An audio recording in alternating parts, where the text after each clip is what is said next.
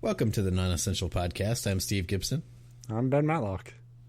For some reason, I guess we recorded a day early last week. It feels like it's been 3 weeks since we last did a show, and it hasn't been. I feel 80 years old now. I've been waiting to tell my grandchildren stories. Yeah, it's no secret. You figured out earlier this week that I cannot tell time anymore at all. Yeah. I was tweeting, and it was supposed to be the out-of-context joke because I thought it was even better, like, completely without context. And you're like, hey, dumbass, that would make more sense if the show was up. Yeah. Yeah, well, it's funny. You tweeted like a teaser for the episode that should have been out at like 8 a.m. that morning. Yeah, and when you first responded, I was like, well, they'll get it tomorrow when the show comes out. I was like, oh, shit, today's Tuesday.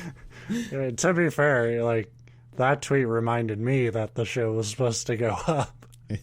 So, that's like the worst dawned part. on me that there's been times where I've like forgotten that I hadn't set the show up, but that one time I hadn't. I just thought, I was like, I'll do it when I get home because it goes up tomorrow morning. It's like, wait a minute. Yeah, you know. It's fun. It's fun to be a smug piece of shit to you because my part of the bargain is like it's done by like Friday or Saturday. Yeah. So it's just like, you know. Shit, there's been a couple times like the same night we record, like you've just hopped right on it. But usually that won't be the case this week. We got 2 video games out that I really want to play and just be playing. I know this is the time of year where it would be like, well, it'd be easy to still have the video game podcast and website because there's so many things out right now, either coming out. It would be funny to just watch like what little listenership we have just plummet because we fall back to like, you know what, we're going to just talk about video games for a month. But we haven't succumbed to that yet. We still have stories. We have plenty of stories, in fact. We got today and we got one more week after this, dedicated to our Halloween-a-thon, which is no different than the rest of our show.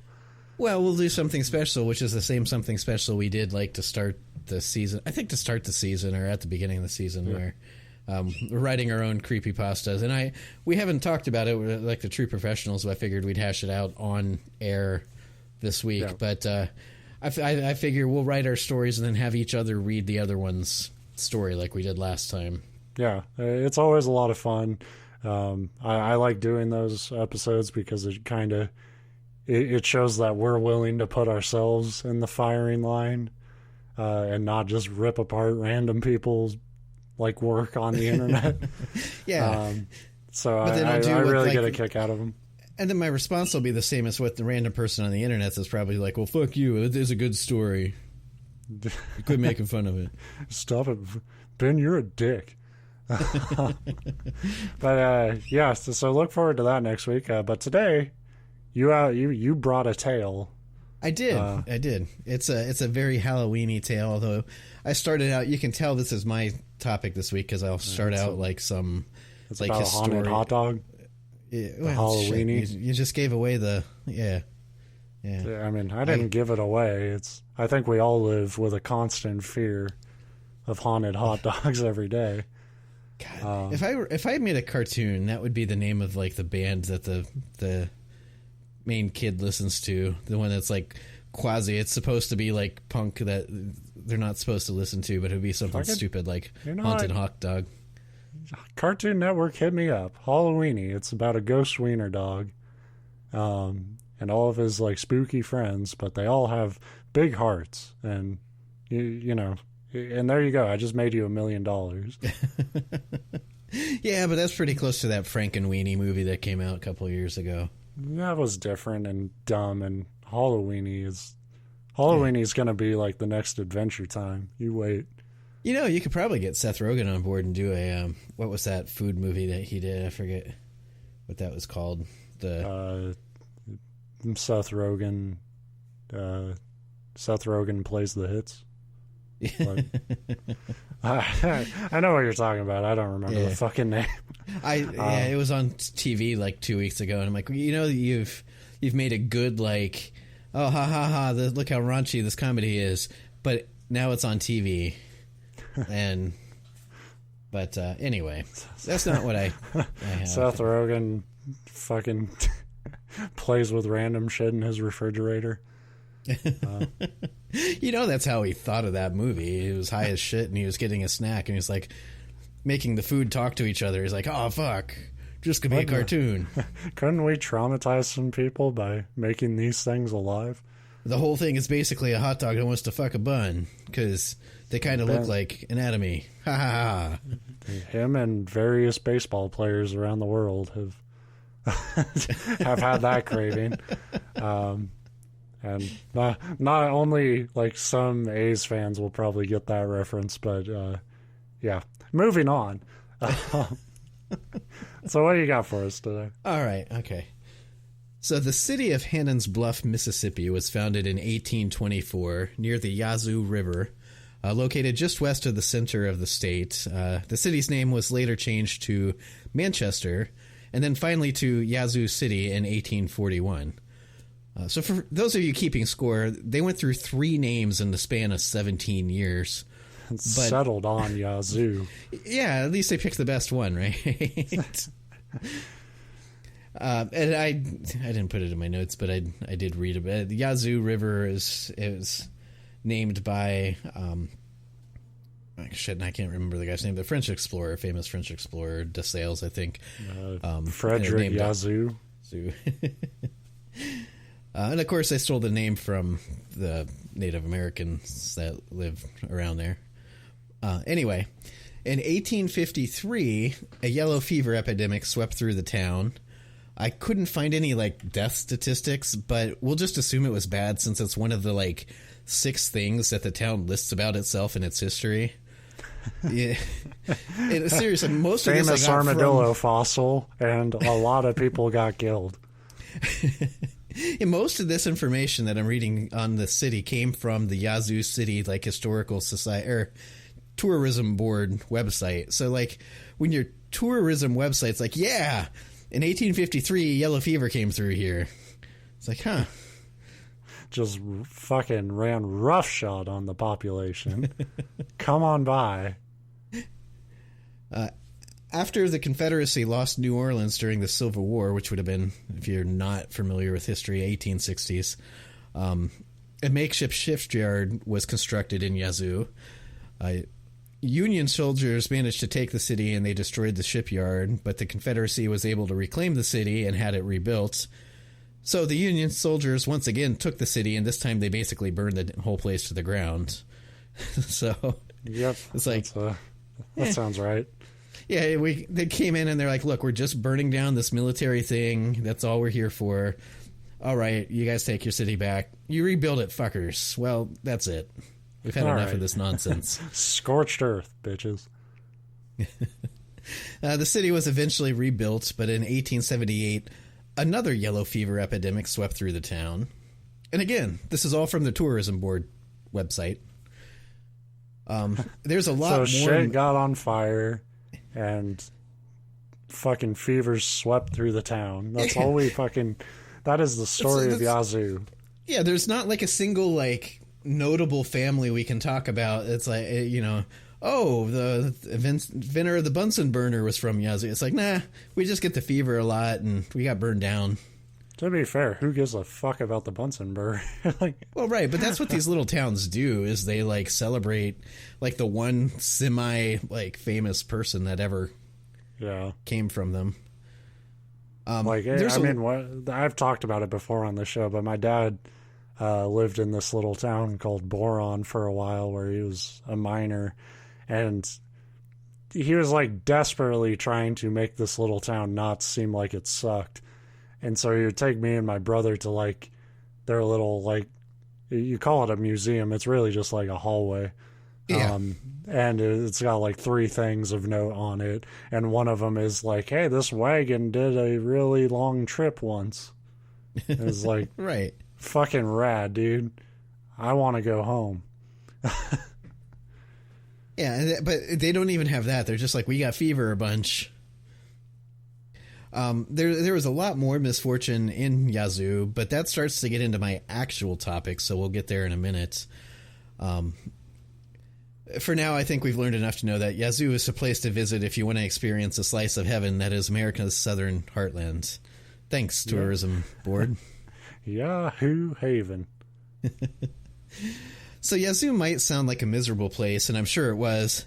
But in fairness, I'm not just picking on this southern city, because it was the 1800s and everywhere was a miserable place. Like, we've covered the 1800s a lot on our show because there was a lot of terrible crap going on then. It seems like a shitty, like, century to be alive. Yeah, I think we can all agree that those people in the 1800s were a bunch of suckers. Yeah. They thought they had it good because they're like, oh man, compared to those 1700s assholes, we've got it good. Look at us now. We're building trains, and now we're in 2019. Like, guess what? Those trains are falling off their rails and killing people because we live in the metal age. You didn't even have Reddit to talk about it on, bitches.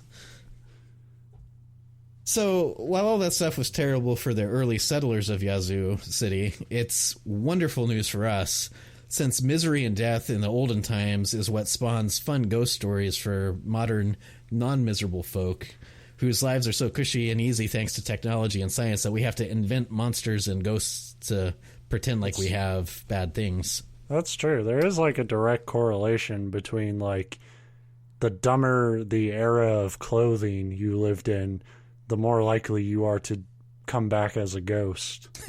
Right.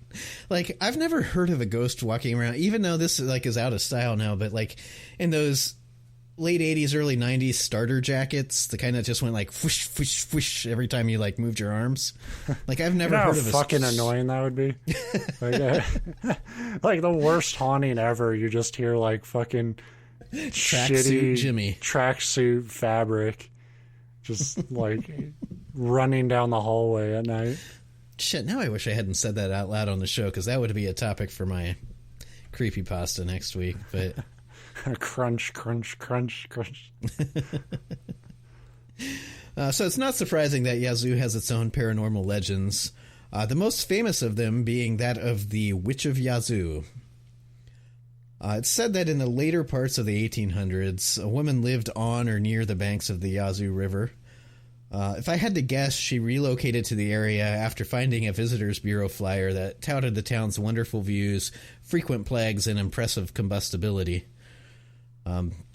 She lived alone in her river-adjacent bungalow. The townsfolk left her alone to her own devices because, as we all know, people often have a tendency to mind their own business and never start rumors about people that they view as outsiders. Right. I was just going to say, like, and I'm sure they left her in peace and everyone was okay.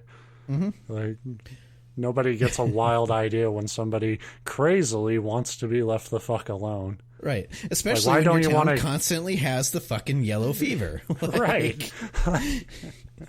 I'm sorry, I don't want to kick it with a bunch of fucking vomiting, diarrhea-covered fucking patients in Yazoo. I want to stay in my bungalow. Who are also on fire. Who are actively on fire. Her lonely shack was a great place to be if one wanted to avoid the apparently rampant communicable diseases of the people of Yazoo. It was also a perfect place to lure unsuspecting fishermen to if you wanted to commit some freaky torture murder killings. So yeah, that's all right. It's a good spot. Yeah. Nice and shady. Yeah. After a number of fishermen failed to return home, the sheriff decided to investigate, which makes me wonder, like, how many people had to disappear back then for it to become suspicious? Like, was it so common back then that if only one or two people didn't return home, they were just like, yeah, oh well. Yeah, it's one of them Yazoo gators. Right. So, like, what was the threshold? They're like, oh, man, we've lost 4 men this month. It's like, yeah. They're like, oh no, 6th one's gone missing now. We're up to 6. It's like, oh fuck, something's going on. Well, you think by, like, fisherman 3, the fishermen themselves would be like, hey, we should probably not fucking hang out with her. Right? Well, and I'd like to think that the sheriff would go investigating after the first one didn't come home. Oh, like, fuck that. Like, I got a whole town to watch. You think I'm going to... Look, I'm shitting myself with the fever here. It's going to take more than one. Just a fucking poor fucking sheriff just squatted over a bucket. Like one bucket on one end. Missing? One? What the fuck are you bothering me for? Listen, if I get off this bucket, I'm gonna go missing. So anyway, after a number of them vanished, he decided to investigate. And of course, the investigation led him directly to the woman's home, where he discovered the bodies of the missing men stored in her she shed. There's really only one explanation for a woman who lives alone, has frequent male visitors who she somehow manages to lure back to her place before torturing and killing them. And then she stores rather than disposes of the bodies. And since serial killers weren't invented until, I might be wrong on this, but I think serial killing came around in 1923. The only explanation they could come up with was witchcraft. I was going to just say heartbreaker. I just love that historically, anytime a woman does anything, it's like, well, witchcraft. Witch, yep. I was going to say, like, I don't think, maybe that's when they define serial killer, but no, I completely just pulled that out of my ass. Like, serial killing's been around for, we've covered it back, I don't know when they first started using the term, but. Right, but I wanted to say, like, Jack the Ripper was when they first started using the term. Probably. And I was pretty sure that was, like, late 1800s, but. Yeah. I'm not sure. But then I don't know. For them, he was probably a witch too. So yeah, right, and a woman. That's why they never found her. It's because they were looking for some dude. You know, like that's a joke, but you know how many fucking dumb articles I've read? Like, could it be Jill the Ripper? And it's like, yeah, you figured that out in 2019. Like, you it found could have been something. A dog that learned how to grip a knife. Right. I love these, like, after the fact. It's a dog standing on another dog in a trench coat. Yeah. Shit, it might be that pig from a couple weeks ago with the bear claws and stuff. That's actually the most believable theory. Alternative theory to just some dude who hated women. Anyway, when the sheriff discovered all these bodies in her shed for some reason, jig was up. And she's like, I didn't do it. Well, she did the smart thing and fled into the swampy woods with the sheriff in hot pursuit, which all the credit to him for chasing what he thought was a murderous bride of Satan into the woods alone in the 1880s without, like, even a cell phone flashlight app. I'm just having a lot of flashbacks every time somebody, like, in Red Dead Redemption, when somebody, like, tried to run away from me after doing some fucked up shit. And I just watched him, like, run. Like, guys, like, I'm not going after him. There are actual every time alligators. I chased him, there would be, like, a mountain lion or, an alligator that would get me. But it was fun to watch them get got by the alligator. Yeah. I had that happen once. But more often, like, I remember one time actually screaming out loud because, like, I chased a person down and killed him, and I was walking up to, like, take their stuff, and all of a sudden you just hear that, like, roar of a mountain lion. And I just turned just in time for it to, like, pounce on my face and bite my throat. Like, Yeah. So, props to the sheriff. Way braver than we would be. Yeah, I would have been like, well, nothing I can do at this point. She got away. She flew away with her devil wings. So the witch managed to evade the sheriff for a while, but he caught up to her after she became stuck in quicksand. Maybe it was too late to save her, or maybe it was just, like, too convenient to just, like, well, this will take care of that. But either way, she ended up drowning.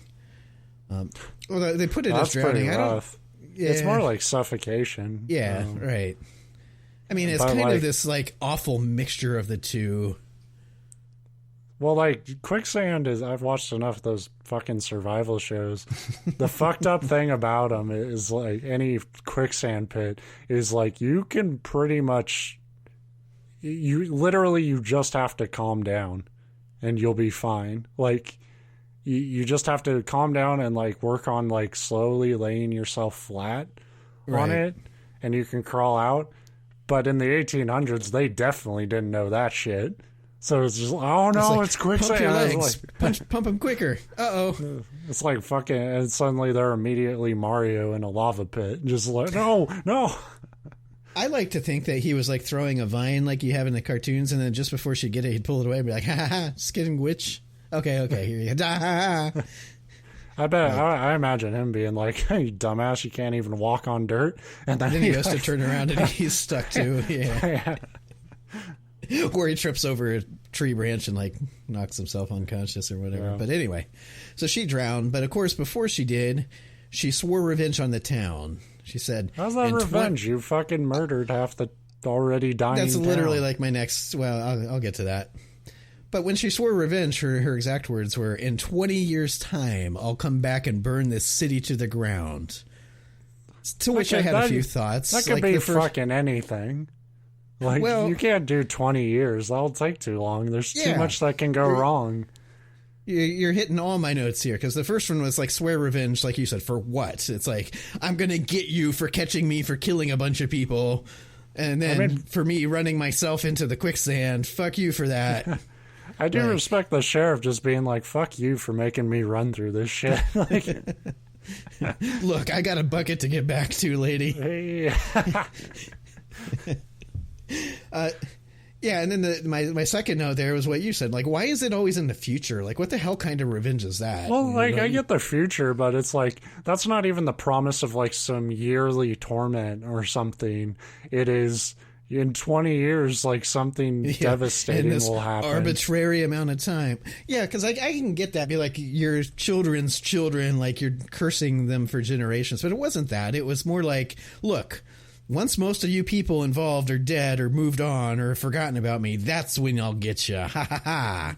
Right. Like, and that's such a long time. Is like, you can say it for anything, and you have a good chance of something happening. Especially with this fucking town. Yeah, especially talking about an 1800s town catching on fire. Like, of that course already has like twice. But yeah, big fucking threat. Like, next time somebody falls asleep with a cigarette, the whole town's going to light up. You don't need a witch to make that happen. See, now I think you've hacked my notes, because that's exactly what my next thing is. Like, what kind of threat is that? Like, haha, this thing that's already repeatedly happened to you is going to happen again.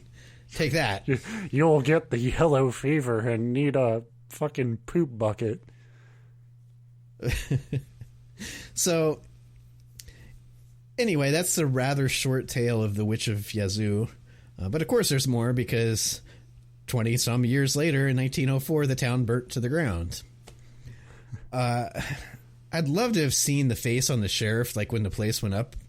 Like, I imagine by that point he's retired and was just sitting on his porch, like, sipping on whatever fetid fever water they were drinking to get him sick all the time. That's the thing. Does your witch curse count if he just forgot about it completely? And, like, it's just like, oh, fire, that's unfortunate. Well, I think I kind of picture it like something that he has long since forgotten about, and he's retired and, like, he's taking it easy. And then he sees a wisp of smoke, and then it grows into a thick plume, and then flames everywhere, and he's like, son of a bitch, the witch. Like, just the realization on his face, but he's like 90 years old. See, I'm thinking, like, a sheriff, especially back in the 1800s, probably heard shit like that all the time. That's true. So he's thinking, like, shit, witch, Here's your ticket for jaywalking. I'm going to burn this place to the ground in 17 and a half years. Just you wait. On the 20th anniversary of the time that dumb idiot drowned in quicksand, I'm going to light this place up. That's the funniest part is, like, even in this legend where there's a lot of...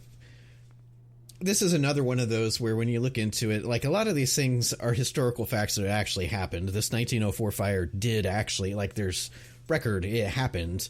The city that I live in half burned to the ground in 1900 also. Like, I think that was just a thing back then. Yeah. But this is like their legend, or the big, like, urban myth that they have festivals and, like, give tours of the witch and whatever. Tours of the witch? Like, what the fuck is that? Witch's grave, I was going to say, but yeah. Her fucking grave, like, here it is, fucking patch of muddy dirt. Yeah, we'll get to that too. That's part of it. But even in this legend where there's all this room where you could just make stuff up, it wasn't like 20 years to the day. It was like 23-ish years after this, 24 years after this, then it burned. It's like, that's not even accurate then. It would be funny if it was just 1 year off and completely invalidated her shit. It turns out the witch couldn't count.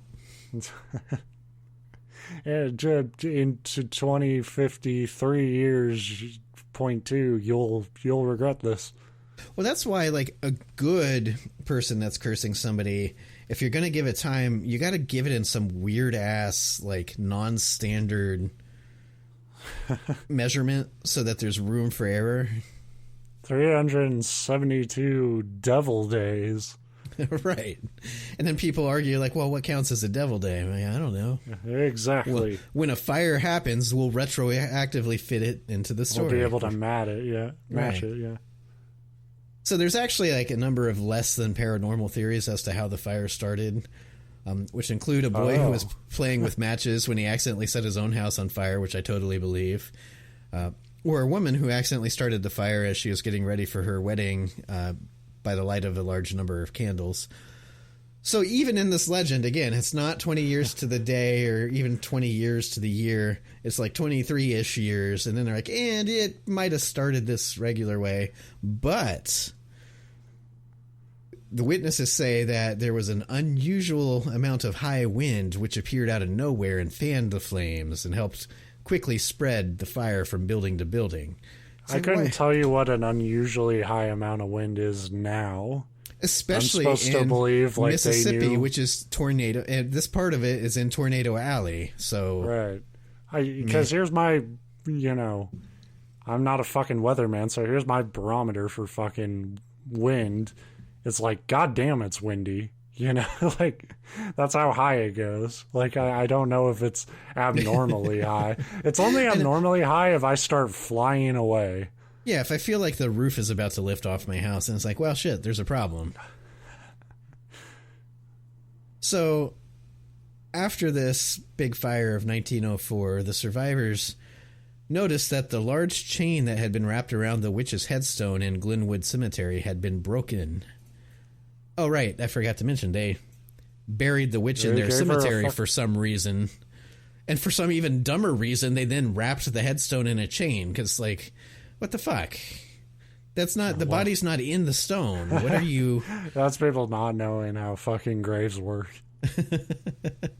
Well, I'd like to imagine they buried her in a casket, and then afterwards they're like, shit, should we chain that casket up? And they're like, yeah, fuck.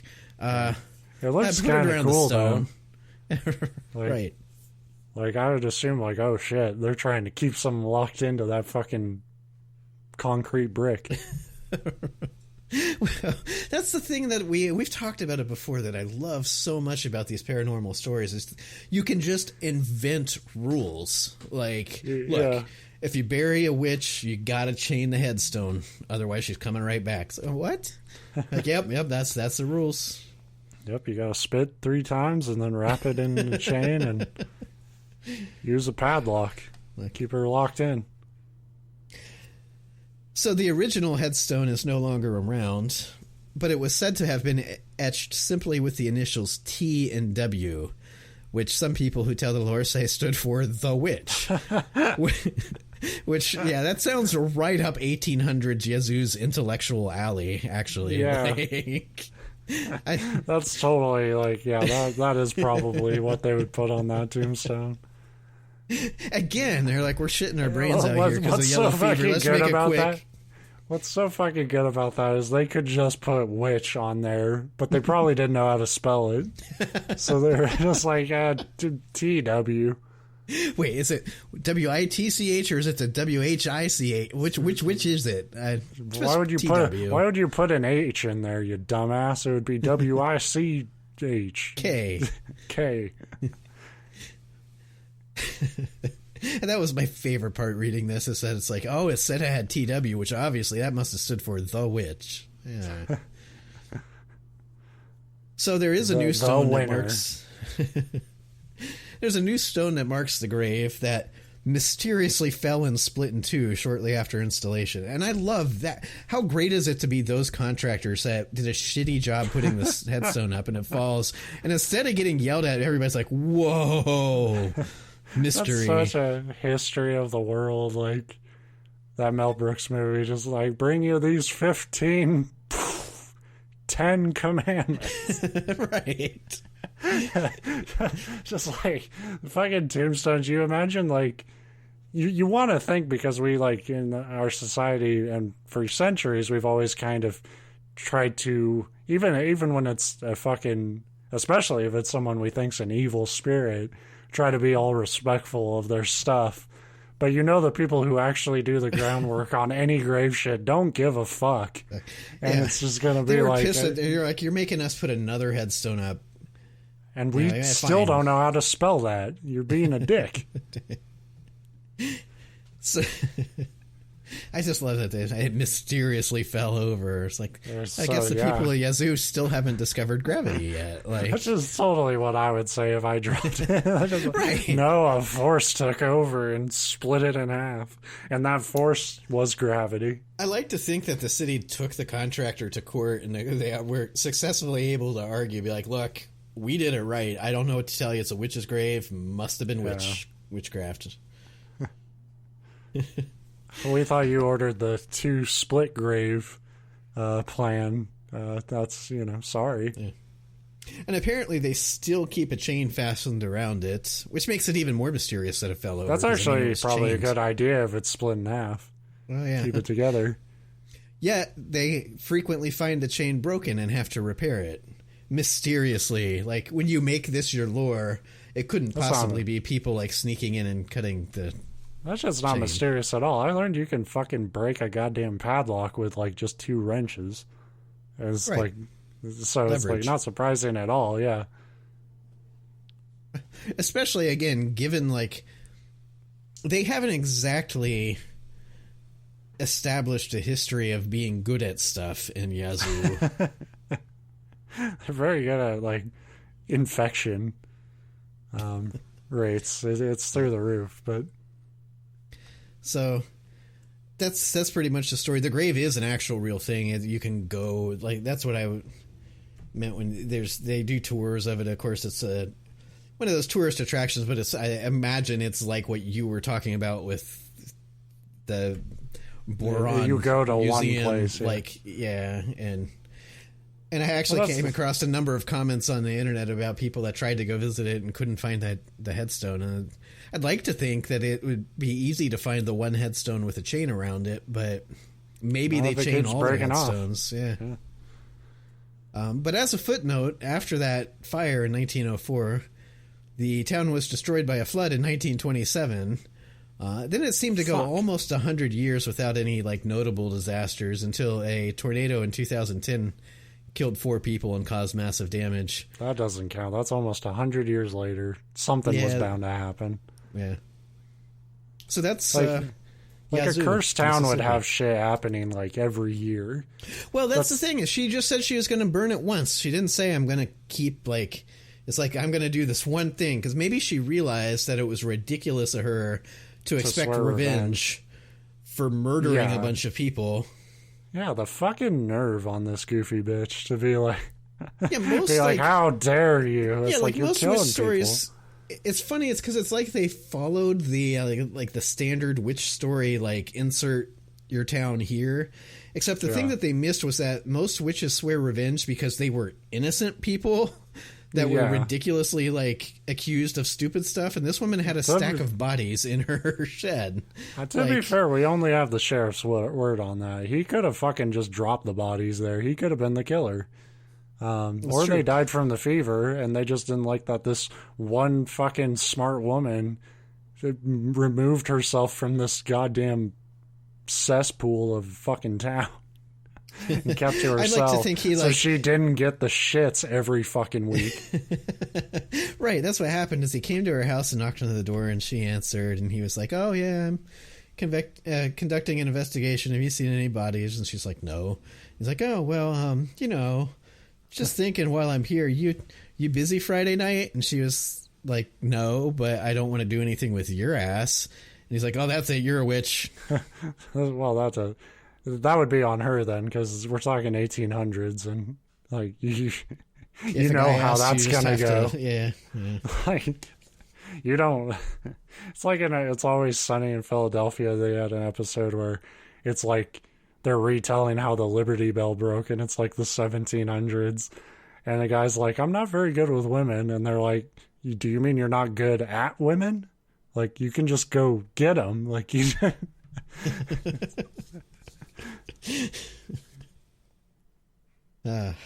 Anyway, I liked the ghost or the witch story, and I loved that the town's called Yazoo.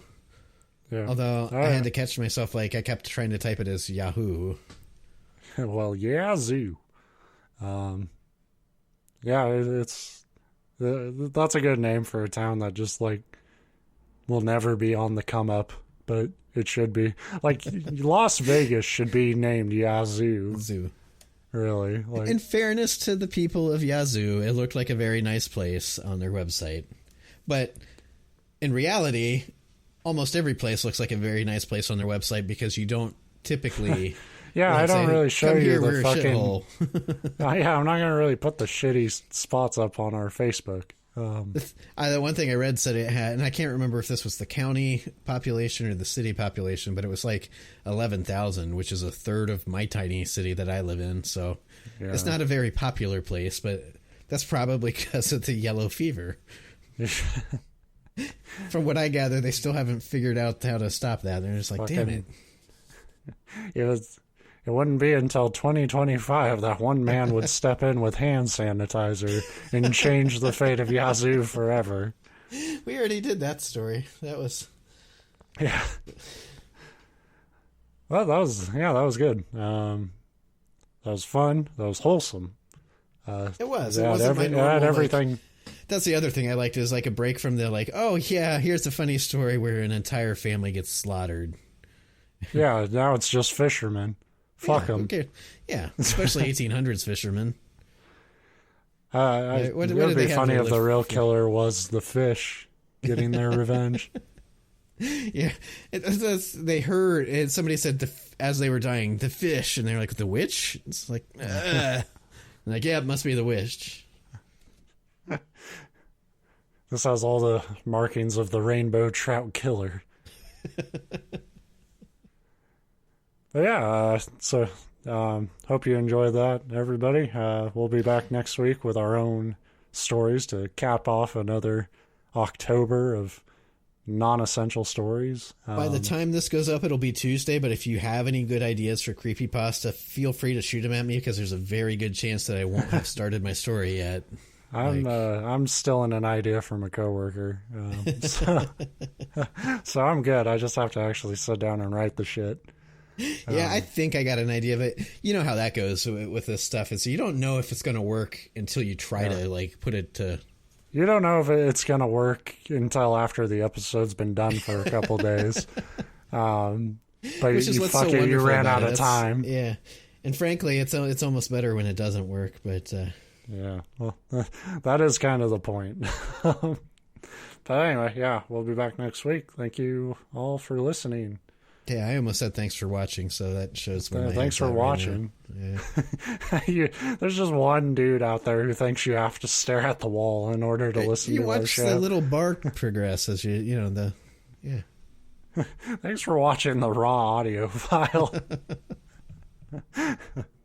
See you later.